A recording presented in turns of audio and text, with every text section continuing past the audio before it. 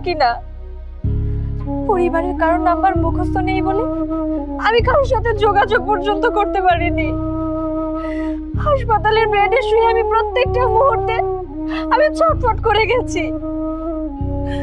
একসাথে হানিমুনের উদ্দেশ্যে আমরা কক্সবাজার যাচ্ছিলাম, আর দেখো ভাগ্যের কি লীলা খেলা, হঠাৎ করে ওই মুহূর্তে অ্যাক্সিডেন্ট হয়ে আমাদের গাড়িটা খাদে পড়ে যায়।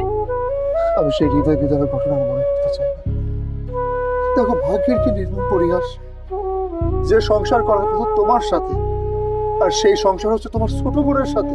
এখন আমার কি মনে হচ্ছে জানো, আমার মরে যাওয়াটাই ভালো ছিল। আমি কেন বেঁচে ফিরে তোমাদের মাঝখানে একটা দেয়াল হয়ে দাঁড়ালাম। বিশ্বাস করো, তুমি বেঁচে আছো আমি অনেক খুশি হয়েছি। আমার এখন কি ইচ্ছে করছে জানো, আমি তোমাকে বুকে জড়িয়ে হাউমাউ করে কান্নাকাটি করি।